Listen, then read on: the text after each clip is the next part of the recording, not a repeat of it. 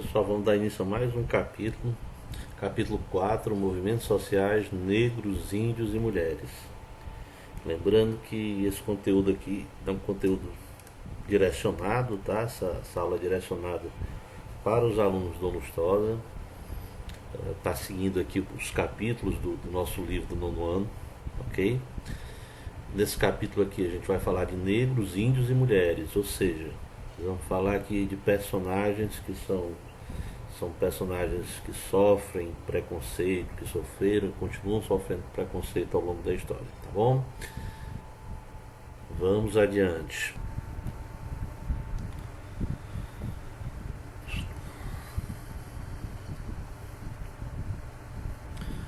Pessoal, eu queria iniciar nosso conteúdo com esse desenho, com esse cartoon do desenhista Humbert.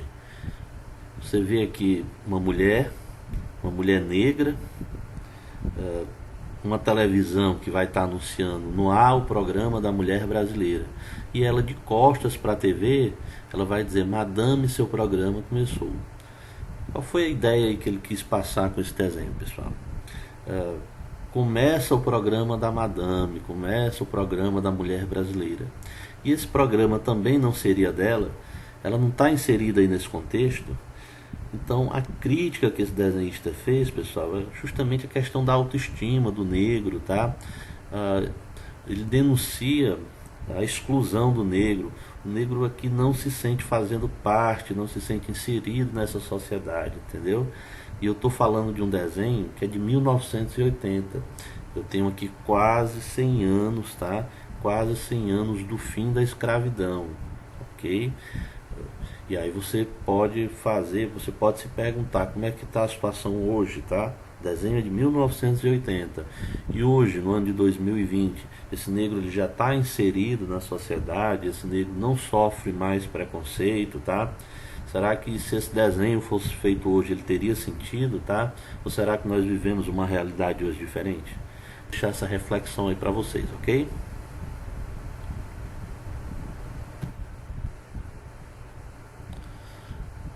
Pessoal, vamos falar aqui do pós-abolição. Eu optei mais uma vez por colocar um cartoon. Nesse cartoon aqui a gente vê a princesa Isabel assinando a Lei Áurea. E aqui ela vai dizer: é a lei que acaba com a escravidão, leva para sancionar. Do lado você tem um negro escravo, e ele vai dizer: fazer o favor de quê? Então qual foi a ideia transmitida aqui, tá? O que foi que o desenhista quis passar? Primeiro, ele denuncia a extrema dependência dessa sociedade imperial, dessa sociedade escravista, essa extrema dependência do escravo, ok?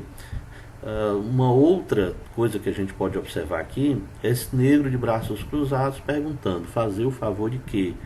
Então a relação aqui começa a mudar, pessoal, tá? Os escravos agora eles já não recebem ordens, tá? Os escravos agora estão livres, tá? Então a relação vai começar a mudar. Vamos aqui para os nossos tópicos. O mundo do trabalho. Como é que ficou a situação do negro uma vez liberto? Você imagina o seguinte: o sujeito que é dono de um escravo, o sujeito que fez a aquisição de um escravo, ele tem o escravo como um objeto dele, tá? Como algo que lhe pertence. Só que agora vem uma lei que diz que os escravos estão livres. Então, nenhum dono de escravo, poucos donos de escravos aceitaram pagar salários àquele sujeito, tá? Eles não aceitavam essa nova situação, eles preferiram dispensar os seus escravos, ok? Então, muitos escravos, longe das fazendas, tiveram que... Alguns foram procurar terras desocupadas, tá? Passaram a plantar só o suficiente para subsistência, ok? Fizeram ali uma pequena roça. Outros migraram para as cidades, tá? Nas cidades, esse negro também não vai ter oportunidade. Nesse momento aí o Brasil começa a receber imigrantes, começa a receber japoneses, portugueses, italianos, tá? Então no Brasil as pessoas, os homens brancos, os fazendeiros ou donos de fábricas, eles preferiram optar pela mão de obra imigrante. Começa um processo aqui de branqueamento da população, tá? Havia uma proposta, isso inclusive era uma proposta, tá, que tinha já tinha um respaldo da ciência, tá? A ciência dizia que o Brasil precisava passar por um processo de branqueamento, tá? De branqueamento da população para conseguir progredir, tá? Era um processo evolutivo natural, assim acreditava a ciência. A gente já tem um pouquinho disso no bimestre passado, tá? Então vamos lá, para você entender melhor. O negro, tá, no mercado de trabalho sofria concorrência das pessoas que chegavam de outros países. Aqueles que empregavam preferiam empregar pessoas brancas, tá? Havia um interesse dos homens brancos, da elite branca do Brasil, de branquear a população, tá? Branqueando a população, nós estaríamos caminhando para o progresso do país. Imagine que loucura, tá? Preconceito, professor, muito preconceito, né? Então o negro foi jogado meio que para escanteio, ok? Passou a viver de bicos, tá? Foi se marginalizando, tá? Quando eu digo se marginalizando, pessoal, não estou querendo dizer que o negro é um mal ou se tornou marginal. Estou dizendo que ele foi se marginalizando, que ele foi colocado à margem da sociedade, que ele foi excluído da sociedade, entendeu? Então, passaram a viver de bicos, sofrendo a violência da polícia, tá? Essa era a realidade do Brasil logo após aí a abertura da Lei Áurea, logo após a liberdade dos escravos, ok? Pessoal, nesse ambiente de muito preconceito, surge a imprensa negra, tá? E o que foi essa imprensa negra? Simplesmente eram jornais, eram periódicos editados por negros. Aqui eu tenho a redação, a foto da redação de um desses jornais. Você vê que todos os personagens aqui envolvidos são negros, ok? E de que é que tratava esses jornais, professor? Eles combatiam o preconceito, eles falavam da falta de oportunidade, denunciavam também a violência, tá? E eles também trabalhavam a questão da autoestima do negro. Muitos jornais traziam na capa mulheres negras, bonitas, participando de concursos de beleza, tá? Isso tudo com o intuito de levantar a autoestima do negro, ok? A gente está aqui no período também que os clubes barravam a entrada de negros, ok? Os clubes nesse período, pessoal, era a principal opção de lazer das pessoas. Então, nesses locais era proibida a presença de negros, ok? Então a imprensa negra teve um papel importante, um papel de destaque, tá, nesse combate ao preconceito no Brasil.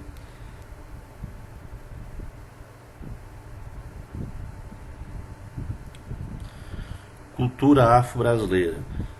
1931 surge a Frente Negra Brasileira, um movimento nacional de luta contra o racismo. Pessoal, a principal bandeira desse movimento era a questão da educação, era a preocupação com a instrução. O professor colocou aqui do lado a foto de uma escola, você vê aqui uma grande quantidade de alunos negros, ok? Então faça essa associação, Frente Negra Brasileira, preocupação com instrução, preocupação com educação, ok? Eles chegaram a criar um partido, só que esse partido ele não disputou eleições, tá? Professor, por que é que ele não disputou eleições?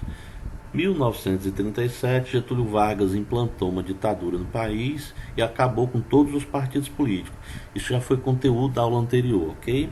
Então, nesse contexto em que os partidos políticos no Brasil são extintos, tá? A Frente Negra Brasileira deixa de existir enquanto partido político, ok? Eles conseguiram uma grande vitória, pessoal, que foi colocar negros nas forças públicas de São Paulo. Colocaram mais de 400 negros nas forças públicas de São Paulo. O que é que isso significa, professor? O que é que isso quer dizer? Imagine que antes os policiais em São Paulo eram homens brancos, tá? As forças públicas de São Paulo não aceitavam, não admitiam em seus quadros homens negros, ok? E graças à luta da Frente Negra Brasileira, eles conseguiram, tá? Conseguiram colocar mais de 400.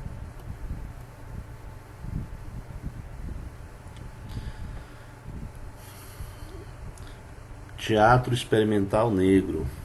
Pessoal, esse grupo de teatro aí, fundado em 1944, eles vão ter uma importância muito grande na inclusão do negro, tá? Nas artes cênicas. Vocês imaginam que antes desse período, antes de 1944, as peças teatrais que tinham personagens negros. Esses personagens eram homens brancos com o rosto pintado, ok? Esse grupo teatral, eles vão pressionar Getúlio Vargas, vão conseguir uma apresentação no Teatro Municipal do Rio de Janeiro, que era um espaço frequentado pela elite, tá? Um palco que só pisavam homens brancos, ok? Então eles tiveram um papel de muita importância, tá? Na cultura, na cultura brasileira, no teatro brasileiro, tá? Formaram grandes nomes. O mais importante deles talvez tenha sido a Ruth de Souza, que eu destaquei, coloquei 3 fotos dela. A Ruth era considerada a primeira dama do teatro negro, fez muitas peças, fez cinema, tá? E também foi atriz de novelas, fez muitas novelas na Globo. Eles também fundaram um jornal, o jornal O Quilombo, ok? Então esse grupo, dentro da cena, dentro da história do teatro do Brasil, eles tiveram aí um papel de grande destaque, tá? Só agora vamos falar dos índios, né? O professor colocou aqui do lado uma imagem, tá? Para a gente poder iniciar esse bate-papo aqui. A imagem, um desenho aqui de um garoto, tá? Metade índio, uma outra metade um índio também, mas um índio com celular, um índio com um relógiozinho de pulso, tá bom? Qual é a ideia aí dessa imagem, tá? A grande questão, quando o índio tem acesso a essa tecnologia, quando o índio tem acesso ao computador, ao notebook, quando o índio tem contato com o iPhone, deixa de ser índio, tá? Ou para ser índio ele tem que permanecer naquele estado, na tribo, tá? Sem contato com as tecnologias, sem contato com TV, sem contato com esse mundo tecnológico. Pessoal, nada disso, tá? Para você ser índio, basta que você tenha essa tradição cultural, basta que você tenha essa herança cultural. Ter contato com tecnologias, ter contato com esse mundo moderno não tira a condição de índio, ok? Que muitas vezes isso é usado nesse discurso aí para você tomar as terras indígenas, tá? Para você invadir terras indígenas. Você usa muito esse discurso de que o cara não é mais índio, que o sujeito tem carro, que o sujeito tem um notebook, tá? Então não é mais índio. Nada disso, ok, pessoal? Não vamos entrar nessa, não vamos encarar esse discurso não, tá? Então você pode muito bem encontrar um índiozinho com iPhone, tá? Com computador, com internet em casa, mas preservando a cultura dele, sabendo preservar as suas origens, tá bom? Vamos lá, vamos dar início. Com o início da República, pessoal, o indianismo foi colocado de lado. O que é isso aí? Aquele discurso de que o índio era o bom selvagem, tá? Que é um discurso meio romântico a respeito do índio, isso aí foi deixado de lado. Por que é que o governo republicano deixou de mão, largou de lado aí esse discurso do bom índio, do índio que deveria ser protegido? Justamente porque havia um interesse em tomar as terras, tá? Tomar as terras indígenas para o plantio do café, que era o grande produto do período. Havia interesses econômicos aí, tá bom? Então, nesse contexto aí, tá? Com o advento da República, os bandeirantes, que no passado foram aqueles caras que descobriram ouro em Minas Gerais, que foram os caras que caçavam os índios, que aprisionavam e vendiam índios, esses caras, no contexto do início da República, eles viram heróis, tá? É atribuído a eles, tá? Esse avanço do território brasileiro, a descoberta de novas regiões, tá? Isso é muito valorizado pelos republicanos, pelos militares principalmente, tá? Então os bandeirantes são vistos como os heróis desbravadores que descobriram várias regiões, tá? Deixando de lado sem deixar que fosse à tona, tá? Esse tópico que fala de que os bandeirantes na verdade eram grandes mercenários que mataram muitos índios, ok? Os republicanos também passaram a valorizar a questão da guerra justa, tá? Se você está avançando sobre o território, se você está conquistando áreas para o Brasil, você se depara com aldeias indígenas, tá? E você trava uma luta, essa luta é uma luta justa que você está, afinal você está expandindo no território, tá? Você ignora o fato de que você está invadindo terras que não lhe pertencem, ok? Nesse contexto nós temos o avanço das fazendas de café, tá?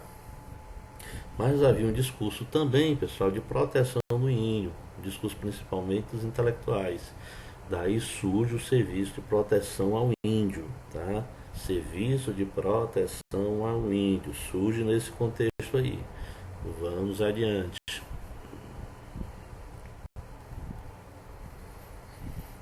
Com a criação do Serviço de Proteção ao Índio, quem ficou na diretoria foi o Marechal Cândido Rondon, que tinha uma grande experiência aí com as comunidades indígenas, tá?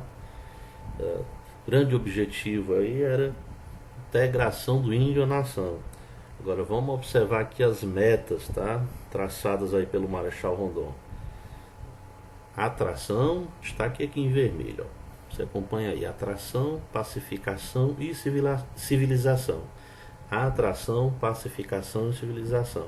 Se aproximar do índio, pacificar o índio, civilizar o índio, tá?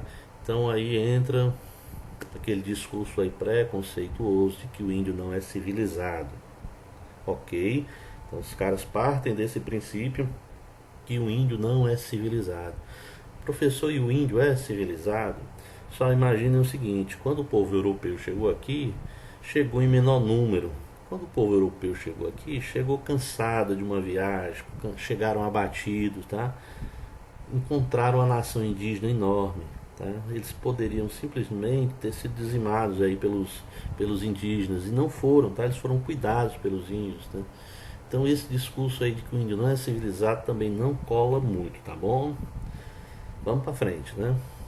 Código Civil de 1916 trata o índio como um ser incapaz. Olha aí.